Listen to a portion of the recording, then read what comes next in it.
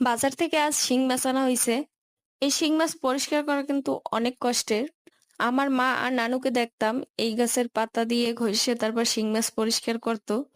আমি প্রথমে এই পাতাটা দিয়েই ঘষার চেষ্টা করছি, কিন্তু এই পাতাটা দিয়ে ঘষানো অনেক বিরক্তকর ব্যাপার।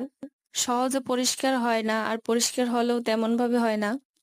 তারপর আমি চলে গেছি ইউটিউবে, আর ইউটিউব দেখে দেখে আমি এই টিপসটা শিক্ষা নিলাম। তো পেঁপের খোসা ছাড়াইয়া ওইটা ব্লেন্ড করে নিতে হবে, তার সাথে একটু ভিনিগার দিয়া 10-15 মিনিট হাত দিয়ে মাখালেই কিন্তু একদম পরিষ্কার হয়ে যায়। আর আমার কাছে আজকের এই টিপসটা এত ভালো লাগছে যা বলার মতো না। এতদিন তো আমি শিং মাছ নিয়া পুকুরে বসে ঘষতে ঘষতে শেষ হয়ে যেতাম। এখন অল্প সময়ের ভিতরে কিন্তু এইভাবে পরিষ্কার করে ফেলাইতে পারবো। পুকুর থেকে এখন ধুয়ে আনছি। আর আমার ভিডিওটা যদি আপনার ভালো লাগে বা এই টিপসটা যদি আপনার ভালো লাগে, অবশ্যই সাবস্ক্রাইব করবেন। আজকের মতো আল্লাহ হাফেজ।